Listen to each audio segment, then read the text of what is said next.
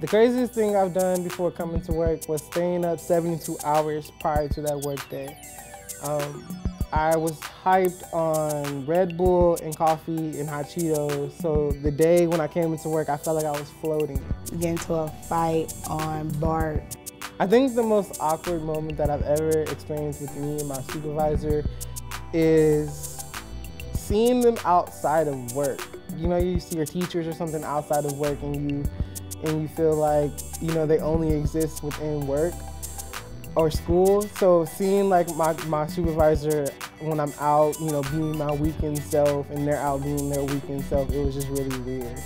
You know, awkward situation when a husband and wife is arguing, but they're also your supervisor. So it was kind of awkward to hear their dirty laundry at work. Funny, but it was awkward. I didn't know how to dress professionally at the time. I was like 16 years old. It was my very first job, retail. So my shoes, I was wearing like fat-laced Adidas, my shoes were stuffed, and then I was wearing like overalls.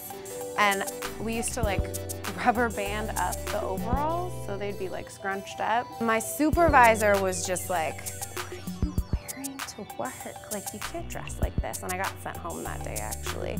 So that was really awkward because I was like, oh, why not? I didn't know any better. The most awkward thing that happened to me at work, I would have to say, is falling out of a chair.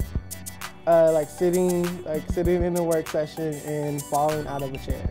When I fell in front of a lot of people and that, you know, falling is just embarrassing, period. But it wasn't the point of me falling. It wasn't the falling wasn't embarrassing. It was the people comments that was embarrassing. That was it. One of the most embarrassing things that ever happened to me at work was getting fired. And there are lots of ways to prevent getting fired.